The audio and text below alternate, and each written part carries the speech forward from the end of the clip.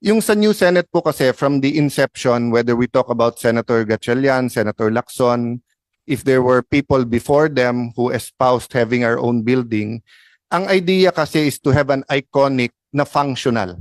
May mga iconic or monuments pero hindi functional. May functional pero hindi iconic. I think Malacanang is a example na iconic pero functional, especially when it was first made.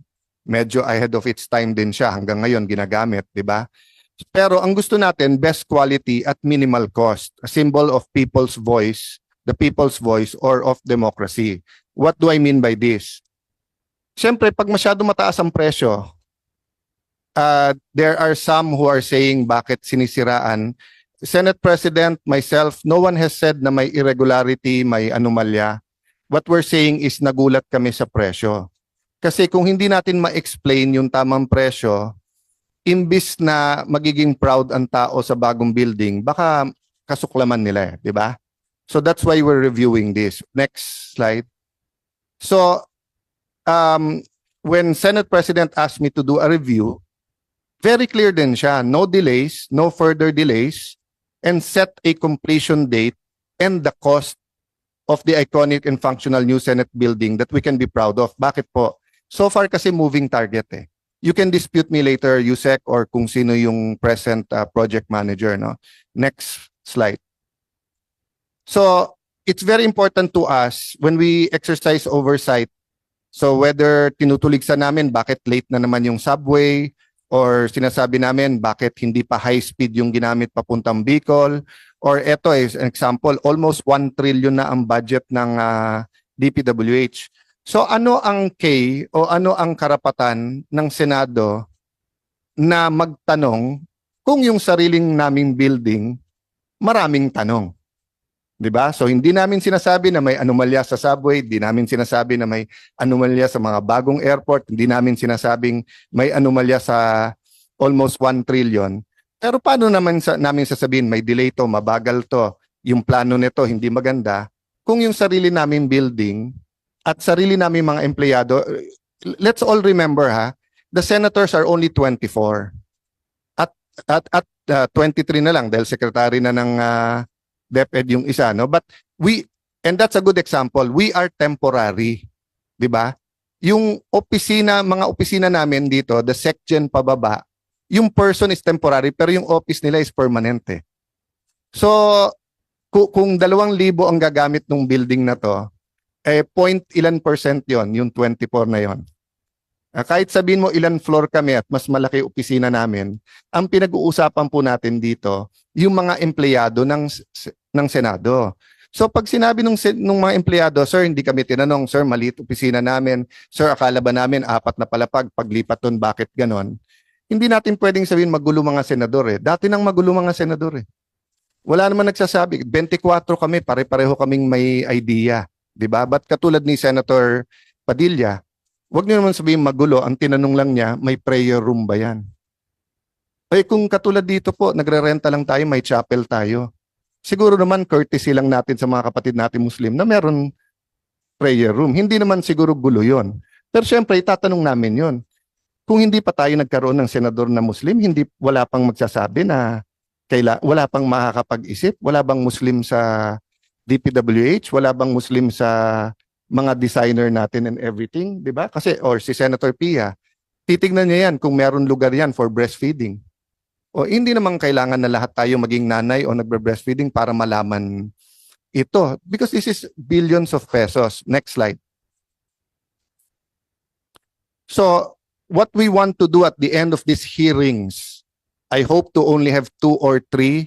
Hiniwalay ko para hindi magulo at hindi magturuan.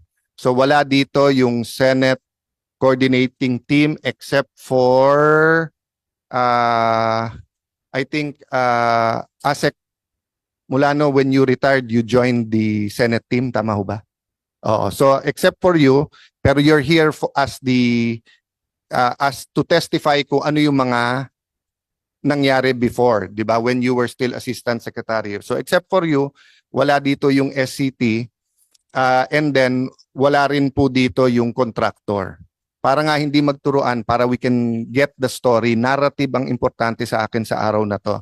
Next slide. So what the public wants to know is kailan ang completion date, ano yung plano at magkano yung cost. So far as I'm concerned, sa maikling period that I'm chairperson of the Committee on Accounts, ang nakita ko moving target pa itong lahat, no? Meaning wala pa ako nakikita na nagsasabi sa akin, sure po, sure, ito yung presyo, sure po, ito yung date, sure po, ito yung plano. You can dispute that in your presentation. Next slide. So, saan ba nag-umpisa to? Ito po ay part ng transcript po to. At dito, Senator Subiri, he wasn't Senate President yet, was asking how much. 4.5B ang sinabi, which is 50,000 per square, which is more or less okay na takbuhan nung time na yon. Medyo medium or medium high end, pero okay na yan at that time, no? And then I think when AECOM bidded out, ano ba yung amount na binigay nila? 4.5 or 5.5? It was 4.5. Yung concept pa lang yon. So wala pang engineering architectural plans. But just to show you, ikaw man maging si Senator Escudero at bago kang Senate President at nakita mo from 4.5 to 23B, again, if you're disputing 23B, pag-usapan natin mamaya, syempre sasabihin mo lang naman na sandali lang, tignan lang natin. 'Di ba? Again, walang nagsabing may anomalya, walang nagsabing ang sinabi, tignan lang natin. Next slide. Okay. Ito po yung ni-report sa akin. Ang nag-report po sa akin nito, galing din po sa staff ni Senator Lacson at galing din sa staff ni Senator Nancy. Okay? Dito sa SCT din, sa Senate Coordinating Team. So kung nagtatanong si Senator Nancy, and of course she's most welcome to attend, saan nanggaling ang figures ni Senate President at ni Alang Cayetano, nanggaling sa staff mo, dahil sinunod ko yung advice mo at advice ni Senator Lacson na wag palitan yung mga namamahala at sila ang nakakaalam. So nandun pa lang ako sa review eh. Nagre-review, sila nag-submit sa akin nito. Okay, next slide. Yan. So let's proceed to the presentation, but before that, kung may opening statement lang si Majority Leader muna and then ang ating Senator Padilla, then I'll give DPWH all the time you need, no? Saan yung question? Mr. Chairman, I don't have any formal opening statement, but we appreciate the presence of the resource persons here. I yield my time to the Honorable Chairman. Thank you. Thank you, Senator. A'udhu billahi minasyaitanir rajim. Bismillahirrahmanirrahim. Alhamdulillah rabbil alamin. Assalamualaikum. Magandang tanghali po. Ako po'y nagpapasalamat sa amin pong matatawag na ako. Teacher ko din to. Si Senator Alan Peter Cayetano na matagal ko na pong idolo. Nagpapasalamat po ako sa kanya sa pagdinig nito sapagkat ako naman po gusto ko lang may maisagot unang-una sa aking pamilya.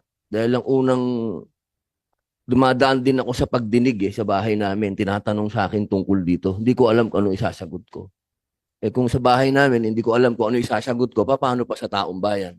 Kaya sana po, gusto ko lang malinawan yung patungkol dito dahil sa isang senador po na bagong dating, kailangan yung mga ganitong bagay at hawak ko pa yung public information, committee sa public information, katulad po ng sinabi ng idol ko, Senator Alan Peter Cayetano, dapat po alam ng taong bayan ang tungkol dito.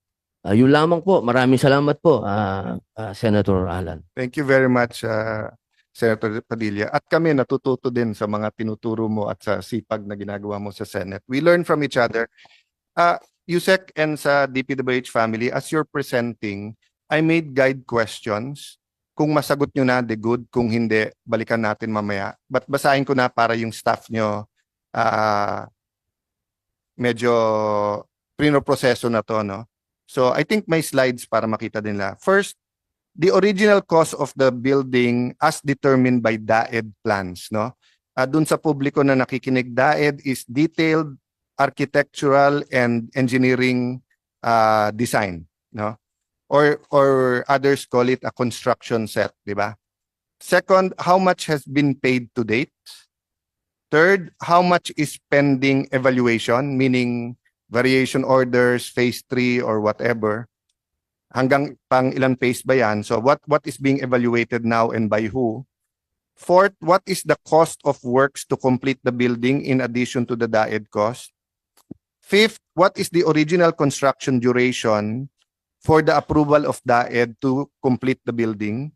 Six, how many days are we delayed from the original timeline? No need to cite the reasons why. Let's just start out ilang days na yung delay. What is the status of the RDAED? RDAED, if I'm not mistaken, is the revised DAED. What is the cost of such delay in terms of EOT charges? EOT is extension of time. What is the process in which the design revisions are developed and approved? And what is the total percentage of completion of the whole building to date? Narinig namin sa media, I think was it you, Ma'am Soledad, na 77% of phase 1. So, but of the total, ano ng percent?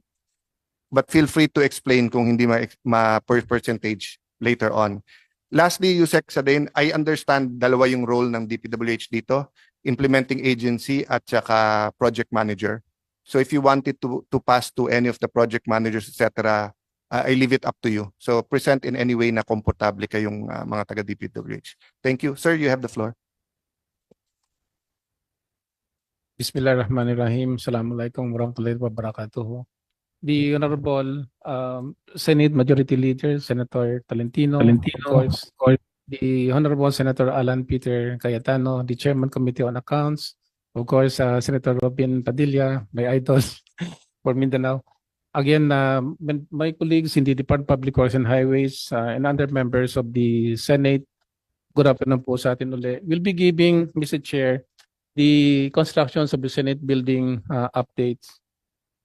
Can we start the slideshow? The new Senate building project.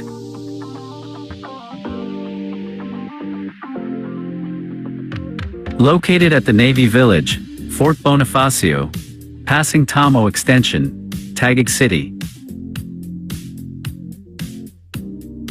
The project has a lot area of 18,320 square meters, building footprint of 13,750 square meters, and total floor area of 131,570 square meters. This project covers the design and construction of the new Senate building. The building is composed of 3-level basement parking and 4 towers of 11 stories, each to be built with a combination of reinforced concrete and structural steel frame. The building structure is designed to be the last building standing with an importance factor of 1.5, similarly applied to other lifeline structures such as bridges and ports. It features an iconic architectural design, modern security features, up-to-date audio-visual systems, green materials and equipment, 24-hour standby fuel reserve, building management system, and etc. The construction of the new Senate building will realize the institution's longtime vision of having its permanent home dubbed as Bagong Senado sa Ika-Loing Siglo. Truly a landmark edifice that is green, secure, functional, and iconic. First of its kind in terms of scale and design, with modern features and facilities befitting the institution it represents. Notable is the building's design of openness at the ground floor landscape to public access, symbolizing the institution's readiness to hear the people's grievances and to act upon promptly. As of June 25, 2024, the actual accomplishment of the new Senate building project is 77.7292%, with a positive slippage of 0.3399% for Phase 1, while the accomplishment for Phase 2 is 19.0678%, with a positive slippage of 0.1172%.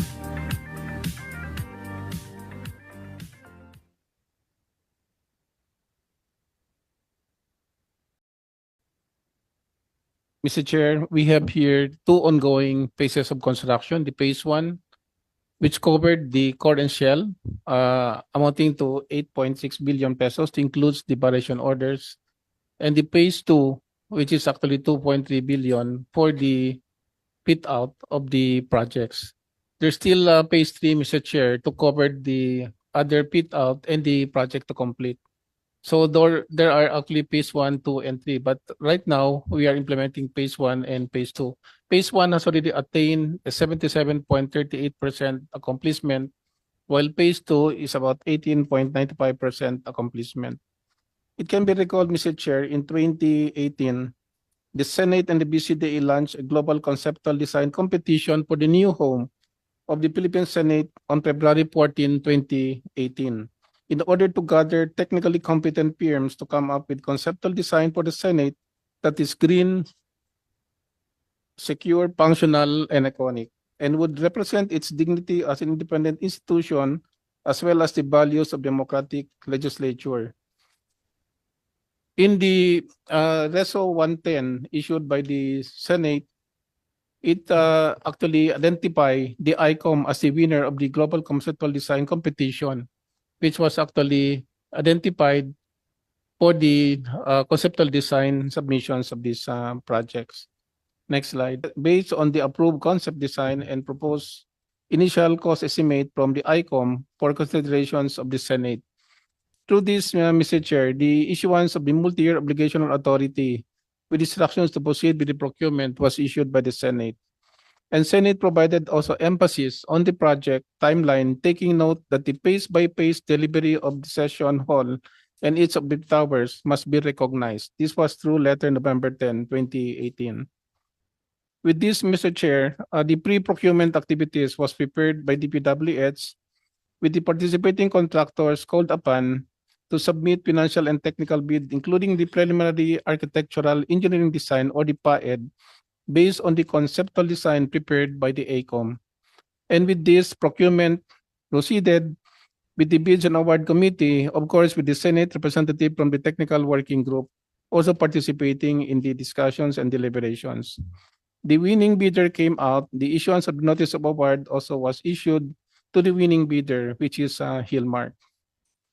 With this, Mr. Chair, the design and build contractors authorized representative entered into contract agreement on March 15, 2019, and the notice to proceed was issued and acknowledged by NTP by the Hillmark on March 22, 2019.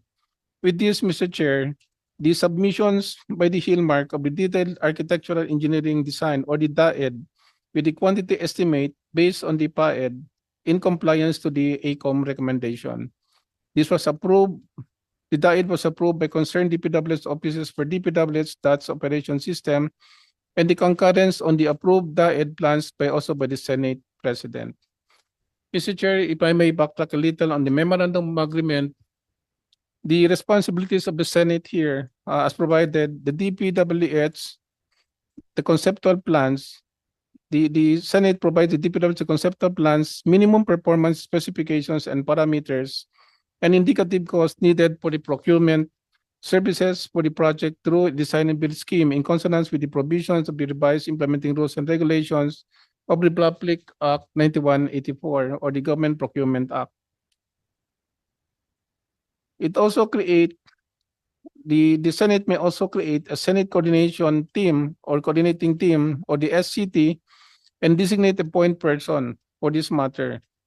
They will also issue the letter advice of allotment release or LAR that allotment is available representing the approval budget for the project through a multi-year obligation allotment, and also issue a copy of the obligation request for the year. On the part of the DPWS responsibilities, the DPWS shall serve as a procuring agent for the projects on behalf of the Senate. It will also create a design and build committee to assist the implementing team of the UPMO.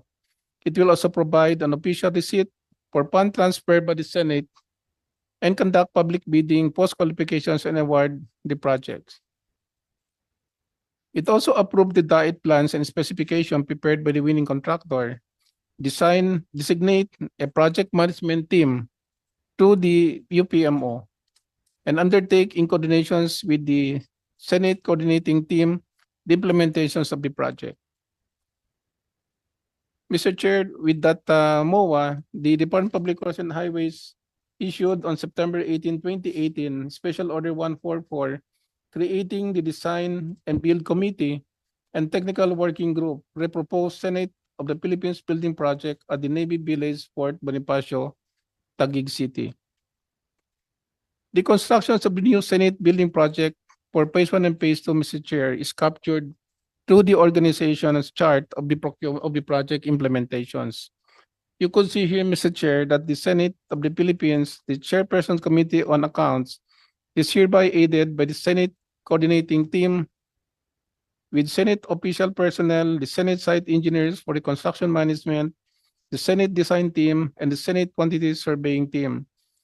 They are also aided by the conceptual designer, the AECOM, and additional Senate designers and consultants, the ELB, SAPE, design consultants for design enhancement. And on the side, the design and build contractor, Hillmark Construction Corporations, along with IDEA Consultancy, doing the design and build contract. On the project implementation team, through the regular meeting of the project implementation coordination meeting, the DPWS, through Special Order 144 on the design and bid committee, also designated a team for the implementing unit, the project management team, we call it, from the UPMO, that will also supervise the implementations of this project.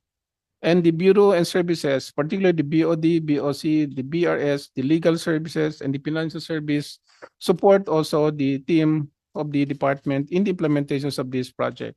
Sorry to Sir. interrupt. Can we just mark that?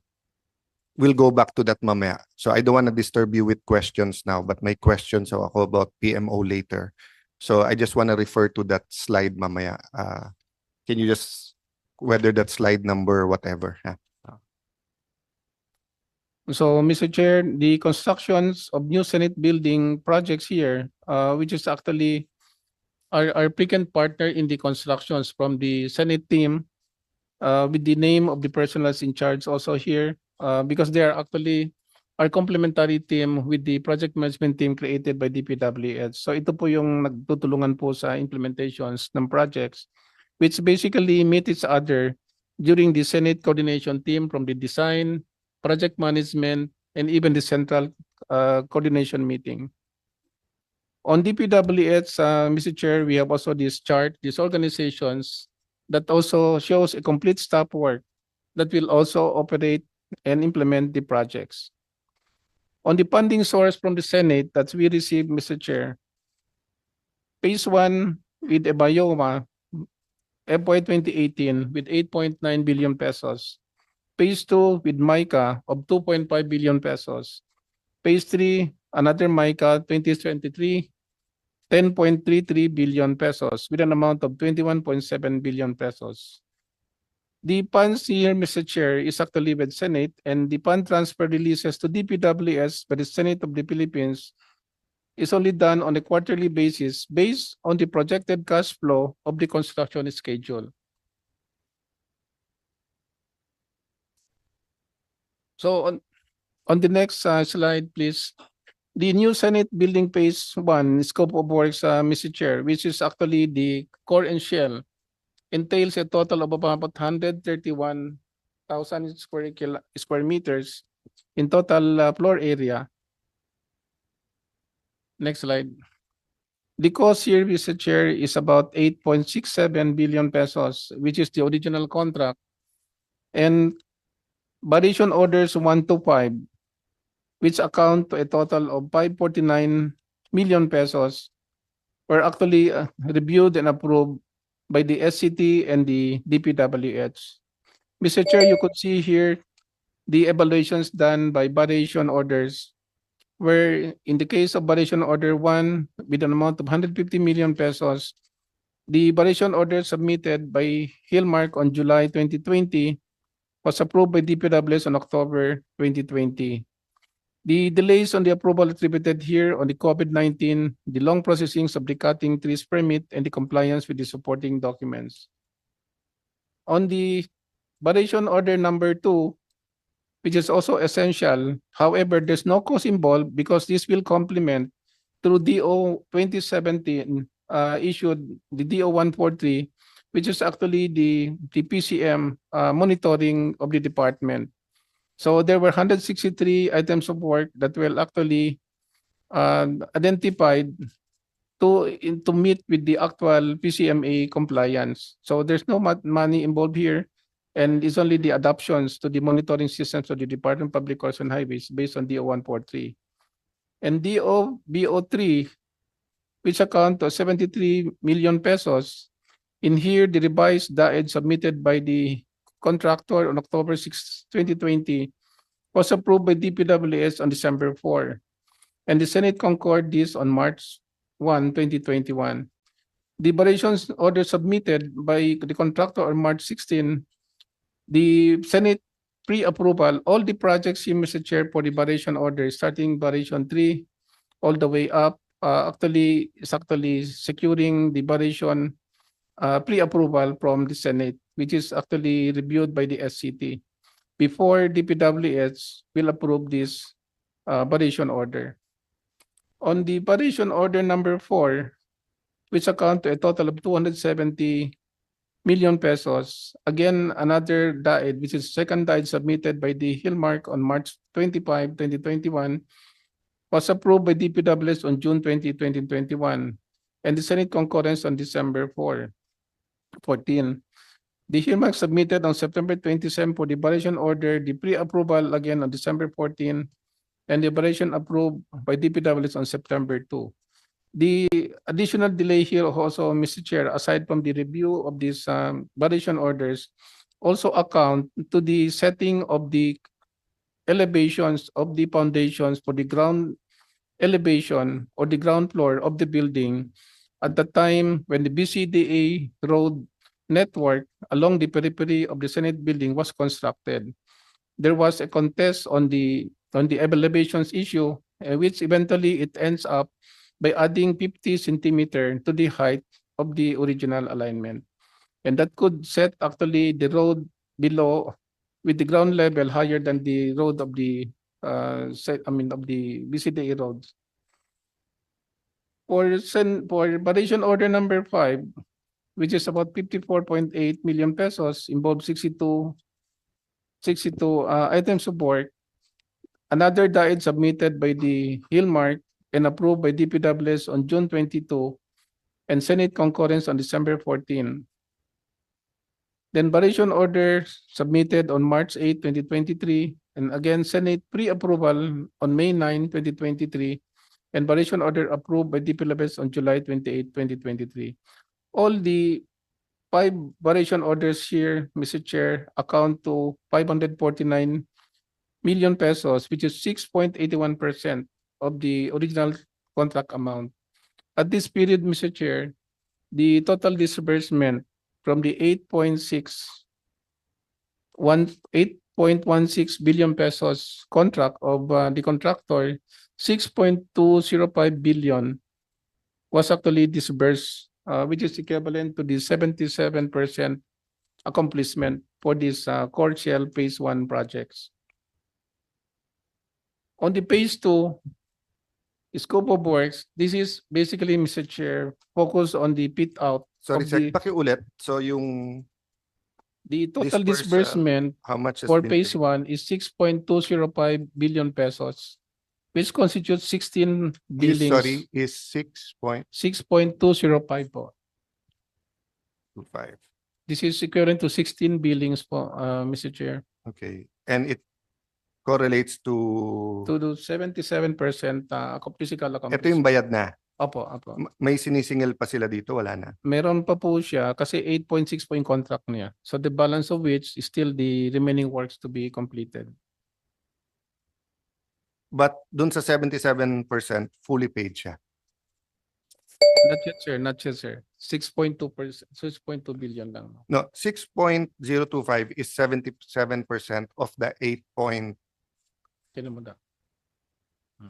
Sige lang po, give it na lang, pakisulat na lang and give it Apo. na lang to me parang dito. Sa phase 2 naman po, Opo. Thank you, Mr. Chair. For the phase 2 on the scope of works, as indicated in the presentation, Mr. Chair, this actually account to the pit out of the buildings. The phase 2 for the basement level 1, which actually indicated on the Side note of all the fit out necessary from the architectural works, mechanical works, electrical, plumbing works, fire protection are necessary in basement level 1. For the ground floor of the phase 2 scope of works, another set of fit out that includes site development plan, the architectural works, the mechanical works, the electrical works, the electronics works, the fire protection works, the plumbing works. And for the second floor, the fit out includes, among others, the architectural works, the electrical works. And for third floor, this is mainly the architectural works for the third floor. And for fourth floor, the fit outs includes, among others, another architectural set of works, the mechanical works, electrical works, electronics works, fire protection, and plumbing. And on the fifth floor, again, several fit outs also includes the architectural, mechanical, electrical, electronic, protection works, and plumbing works.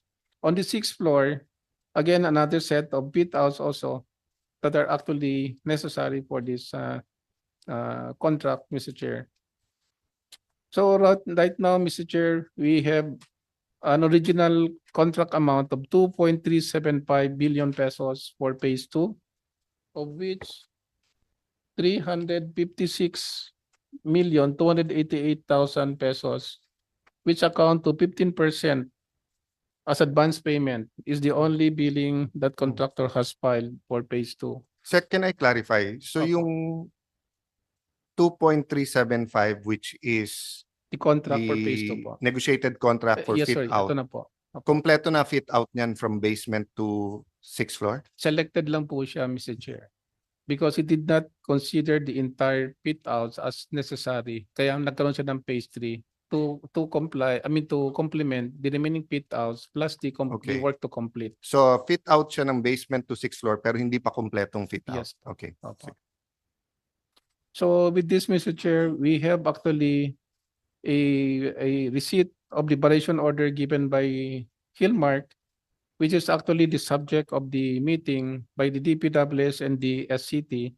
But of course, with the pre-approval for necessary for the variation, we need the approval of this, Mr. Chair, of course, subject to the wisdom and guidance of the Honorable Chair for this matter. So it was put on hold, Mr. Chair, until such time we need the necessary guidance on the matter. So that is Yeah. actually, Mr. Chair, for phase 2 with Yes. first Let me variation clarify order. lang, Seka. Opo. So yung 8.9, yung 8.1 including variation order, kompleto na yung core and shell nun, hindi pa. Kompleto na po siya, ang core and shell. Core and shell Opo, kompleto nun, yun po siya. pati facade. Opo siya. Wala pa yung pasad. Saan pasad pumagot sa fit out? Sa phase 3. Sa phase 3, sir, ang pasad. Hindi ba ang facade usually kasama na sa core and shell? So, saan? No, I don't, that's why I'm asking you. Hmm. Sa DAED nyo, hindi ba kasama yung Hmm. facade sa core and shell? Sir, can I repeat, Yes, sir, yes, to please. Pete? Just to clarify so that later on, dire-diretso tayo. Yes, Mr. Chair. Dun sa detailed architectural engineering design, the whole design of the project, of the building is already complete. Pero pagdating po sa DAED, hindi po kasama yung facade. Kasi yung available funds lang natin is 8.9. So, doon po sa kontrata na makikita po No, doon. sorry. Available was 8.9 because you estimated it at 8.9, which should have included the facade, hindi ba? Kasi core and shell ang facade. No, Mr. Chair. Can you define the facade para malinaw sa atin? Yung facade po, It's the outer look, di Yes, ba? outer look. Which includes the glass. No, sir. Yung glass po kasama na sa kontrata. Pero yung pinaka-finish niya, Yeah, pero yung glass kasama. kasama na po And yung that's glass. part of the facade, di ba? Yes, sir. Oh. Pero ang hindi po kasama yung parang barong niya. Yes. Yung So, tama ba yung word lattice? So glass and lattice. Lattice yung X-etis. Or tell me what you want to call it. But sun baffle, sir. Ha? Sun baffle, Mr. Chair. sun Sun baffles. baffles. Okay, sun baffles.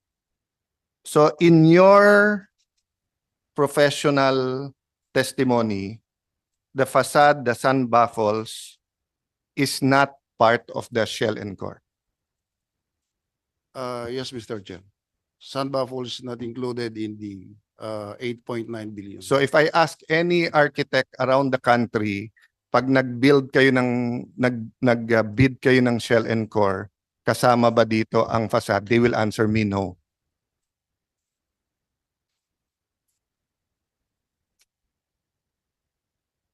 Kasi ang alam ko fit out sa loob yun eh. So paano magiging fit out yung share yung San Falls?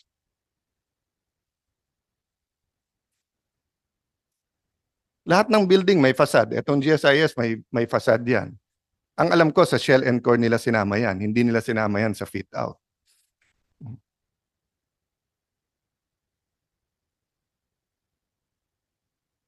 Ano ang nasa daed nyo as far as the Yeah, Mr. Chair, facade? in TOR po, the share and call generally covers only the base building elements, which include the shell, repairs to the overall structural frame, including foundation system, exterior walls, floor slab, and roof decks, complete with common areas, staircases, elevator shaft, services duct, fire detection, suppression system compliant to local and national statutory requirements. This also refers to partially pitted areas limited to common parking areas, fire exit, and mechanical, electrical, plumbing, sanitary, and fire protection, equipment of rooms and risers with occupant areas unfinished. Hindi wala lang po nakasama yung facade Yeah. po dito. No, because you don't use the word facade. Facade is the exterior wall.